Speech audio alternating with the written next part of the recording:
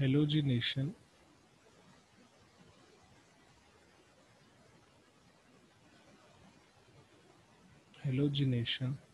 of anthracene. Okay, halogenation of anthracene में जो halogenation के लिए हम यूज करेंगे वो है X2, यानी ये हो सकता है क्लोरीन, ब्रोमीन, आयोडीन एक्सेट्रा, इस तरह से।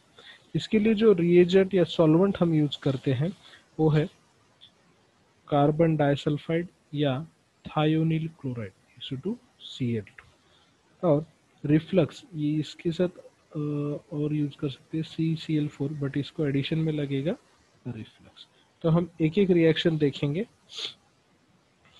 तो सिंपल एंथ्रासिन, ये हो गया आपका एंथ्रासिन। इसकी रिएक्शन हम प्रोसीड करेंगे Cl2 इन CS2। Cl2 रिएजेंट यूज करेंगे और सॉल्वेंट हम यूज करेंगे CS2 या और SO2Cl, दोनों में से आप कोई भी यूज कर सकते हैं, कार्बन डाइसल्फाइड और थायोनिल क्लोराइड। तो हमें जो प्रोडक्ट मिलेगा वो मिलेगा di substituted product, di substituted product. Di substituted product जैसे कि हमने ऑक्सीडेशन और रिडक्शन में देखा कि 9 और 10 पोजीशन पर इनका मेजर कंट्रीब्यूशन है। तो 9, 10 dichloro anthracene, dichloro anthracene. Okay, और इसकी रिएक्शन जब आप करेंगे NaOH और HCl के साथ, NaOH के साथ, तो माइनस HCl आएगा। सोडियम हाइड्रोक्साइड के साथ जब आप ट्रीटमेंट करेंगे तो इसमें से NaCl बाहर गिरेगा, HCl बाहर निकल जाएगा और हमें प्रोडक्ट मिलेगा मोनो सब्स्टिट्यूटेड, यानी डाई सब्स्टिट्यूटेड का कन्वर्जन हो जाएगा मोनो सब्स्टिट्यूटेड में, that is 9 chloro anthracene.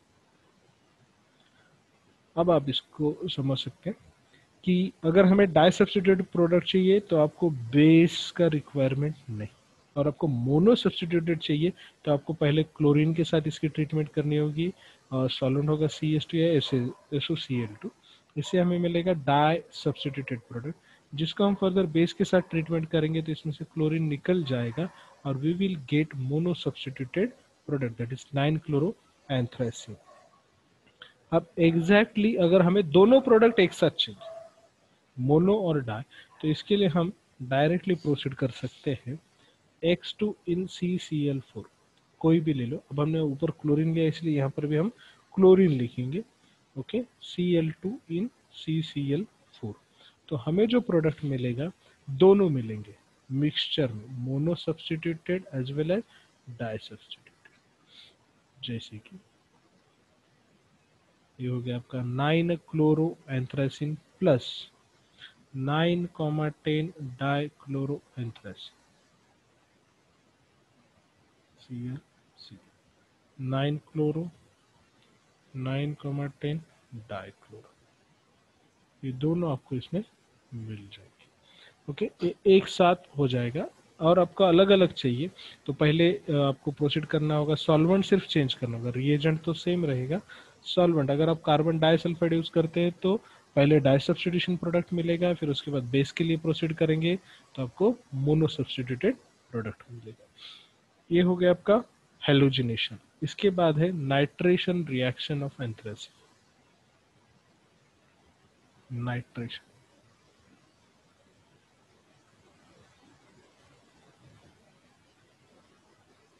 Nitration reaction. तो नाइट्रेशन रिएक्शन के लिए एज यूजुअल हम यूज करते हैं नाइट्रेटिंग मिक्सचर, पर एंथ्रासिन में हमें नाइट्रेटिंग मिक्सचर नहीं यूज कर सकते। तो इसके लिए HNO3 तो हम कंपलसरी यूज करेंगे नाइट्रिक एसिड, जैसे कि एंथ्रासिन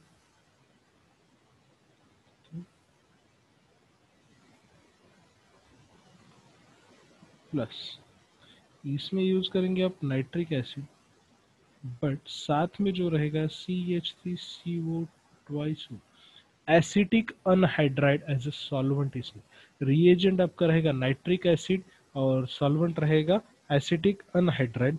तो इसके जो है आपको दो प्रोडक्ट्स एक साथ मिलेंगे या मिक्सचर ऑफ प्रोडक्ट्स मिलेगा, जिसमें मोनो सब्स्टिट्यूटेड और डाई सब्स्टिट्यूटेड प्रोडक्ट रहेगा।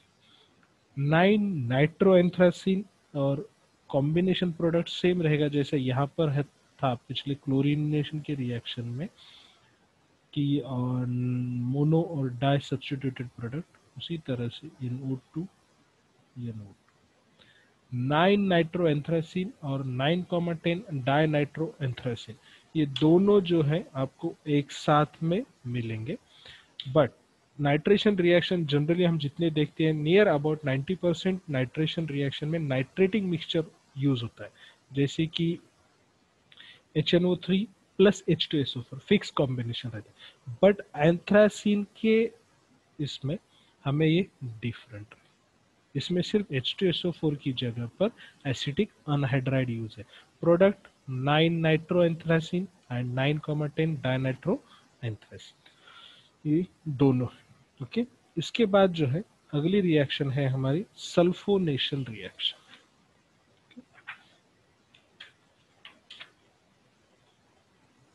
अगली जो रिएक्शन हम देखेंगे वो है सल्फोनेशन रिएक्शन।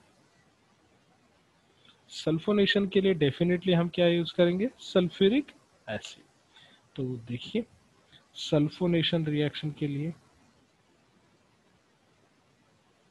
एज यूजुअल, या हमें सबको पता ही है कि सल्फ्यूरिक एसिड ही यूज होते हैं सल्फोनिक एसिड बनाने के लिए। तो इसकी रिएक्शन होगी कॉन्सेंट्रेटेड सल्फ्यूरिक एसिड के साथ। ओके, बट यहाँ पे आपको सॉल्वेंट यूज करना है ग्लाइसिल एसिटिक एसिड। तो इसमें जो चेंज है, अगर आप ग्लाइसिल एसिटिक एसिड और H2SO4 यूज करते हैं, okay, but H2SO4 in A controlled यानी रिक्वायर्ड क्वांटिटी, आप एकदम से H2SO4 ज़्यादा नहीं डालते हैं और जैसा रिक्वायर कहता है वैसा ऐड करते हैं, तो आपको जो प्रोडक्ट्स मिलेगा वो mixture of mono substituted, mixture of mono substitute, mono substituted product रहेगा, सिर्फ position of sulphonic acid group SO3H का पोजीशन सिर्फ चेंज होगा, या तो वो 9 पे आएगा या फिर 2 पे आएगा, दोनों का मिक्सचर मिलेगा आपको।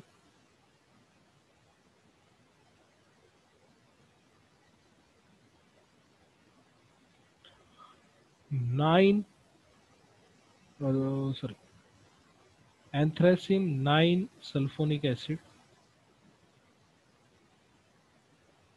एंड एंथ्रासिन 2 सल्फोनिक एसिड, इस तरह के दो प्रोडक्ट्स मिलेंगे जिसमें कि पोजीशन ऑफ सल्फोनिल ग्रुप सिर्फ चेंज होगी 9 और 2 पोजीशन। दोनों भी प्रोडक्ट मिक्सचर में मिलेंगे जब आप ग्लाइसिल एसिटिक एसिड और इसका जो कॉन्सेंट्रेशन है एज पर रिक्वायरमेंट आप ऐड करें। अगर हमने क्या किया कि ग्लाइसिल एसिटिक एसिड भी दिया है और H2SO4 अगर वहां पर हम ड्रॉप वाइज ऐड करने की बजाय अगर एक साथ हमने 20-25 ml ऐड किया, means excess of sulphuric acid अगर हम ऐड करते हैं तो हमें प्रोडक्ट्स मिलेगा di substituted, but it is also a mixture, it is also a mixture हमें मिलेगा। जैसे कि ये आपका एंथ्रासिन, इसमें भी मिक्सचर मिलेगा,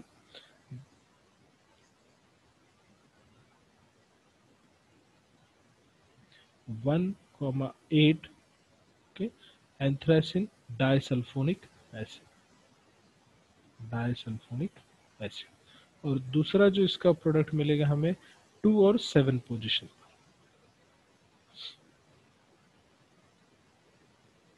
टर्मिनल रिंग पर ही सब्स्टिट्यूशन होगा इसका।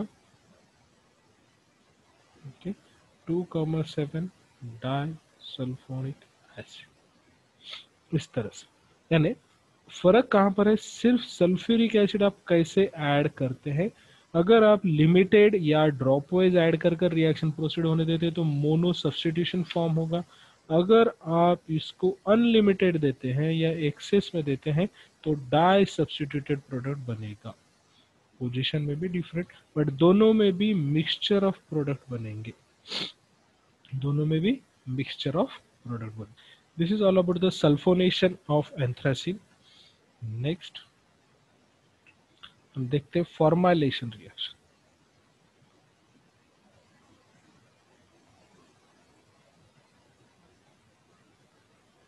Formylation reaction of anthracene. तो फॉर्माइलेशन के लिए जो है यूज करते हैं मिथाइल फिनाइल फॉर्मामाइड। एंथ्रासिन की रिएक्शन होगी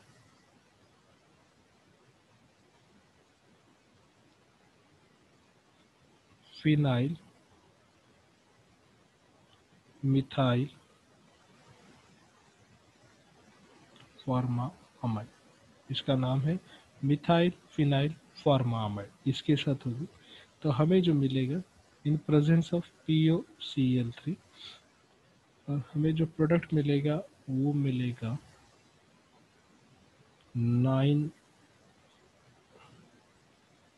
पोजीशन पर अल्डिहाइड ग्रुप, 9 पोजीशन पर। तो इसका नाम रहेगा anthracene 9 aldehyde, anthracene 9 aldehyde.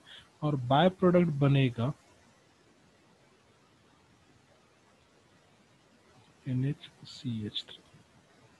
Okay, sorry, formamide है ये, तो अल्डिहाइड ही होगी, फॉर्मामाइड। ओके, इसलिए NHCH। Okay, as it is, यानी क्या होगा, CHO ग्रुप सिर्फ आपका रिप्लेस होगा। ओके, आ रहा है समझ में? इसको आपको अच्छे से और इलस्ट्रेट करके बताता हूँ। CHON CH2N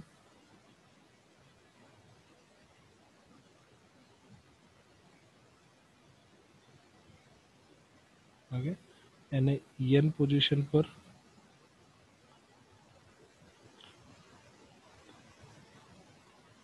आपको अब अच्छे से समझ में आएगा। ओके, तो क्या होगा, यहाँ का जो H है आपका, ये H इधर जाएगा और ये CHO इधर आएगा। जस्ट रिप्लेसमेंट और substitution reaction, easy way. But ये सब प्रेजेंस ऑफ POCl3 के प्रेजेंस में आएगा। आ रहा है समझ में? अब अगली जो रिएक्शन हम देखेंगे वो है डाइल्स अल्डर रिएक्शन। डाइल्स अल्डर रिएक्शन हम देखेंगे।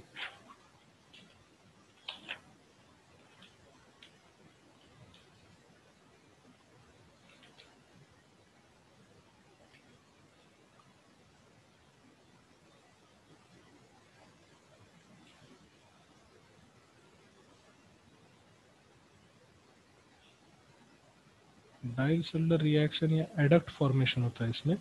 तो इसके लिए हम एंथ्रेसिन की रिएक्शन करेंगे मैलिक अनहाइड्राइड के साथ।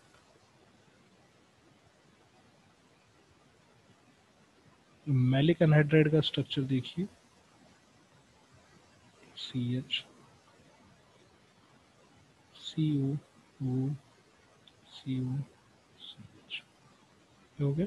अब इसका इजी वे समझने के लिए, इसका जो बॉन्ड है, एक बॉन्ड ब्रेक होगा इधर अटैच होगा और दूसरा बॉन्ड ब्रेक होगा इधर फॉर्म होगा, फॉर एग्जाम्पल। ओके, तो देखिए कैसे होगा। इसको जस्ट हीट लगता है,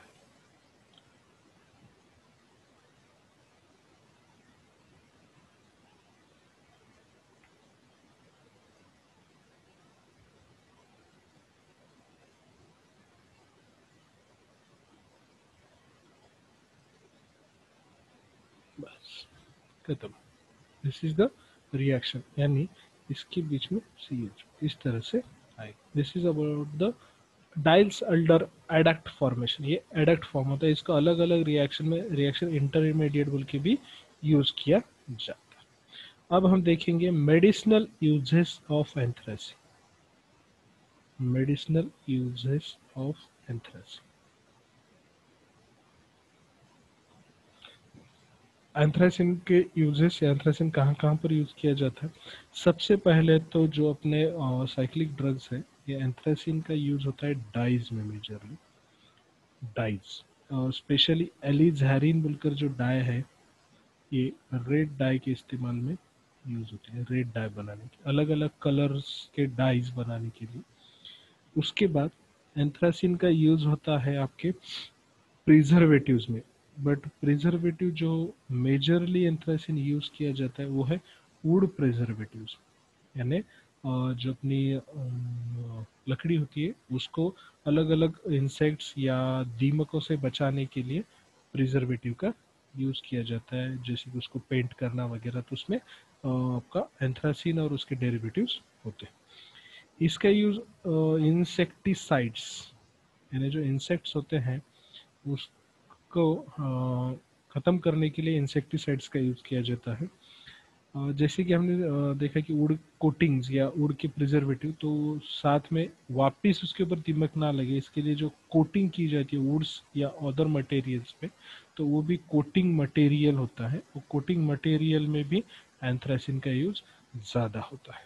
ओके, एंथ्रासिन या एंथ्रासिन के डेरिवेटिव्स का। एंथ्रासिन का जो हमने ऑक्सीडेशन कर कर बनाया था प्रोडक्ट, वो है एंथ्रैक्यूनोन। तो anthraquinone is a precursor for dye, यानी एंथ्रैक्यूनोन का इस्तेमाल कर कर बहुत सारे डाइज बनाए जाते हैं। उसके बाद एंथ्रैक्यूनोन को यूवी का ट्रेसिंग मटेरियल बोलकर भी यूज किया जाता है एंथ्रासिन का। क्यों? तो एंथ्रासिन जो है हमें बहुत सारे ट्रेसर, यानी जब भी हम कोटिंग पूरी हुई या नहीं, एक हद मटेरियल को जब हम कोटिंग करते हैं तो कोटिंग पूरी हुई या नहीं, इसको हम जान सकते हैं यूवी लाइट के जरिए। यूवी लाइट इस पर डालेंगे तो हमें पता चलेगा कि कोटिंग कहाँ पर बाकी है, प्रॉपर थिकनेस आई या नहीं, क्योंकि उसके ऊपर से जो यूवी लाइट रिफ्लेक्ट होगी उसका इंसिडेंट लाइट के साथ एक रेशियो होता है। अब जो यहाँ पर एंथ्रासिन है, यानी पूरी अगर कोटिंग है तो पूरी लाइट आएगी, ओके, रेशियो में।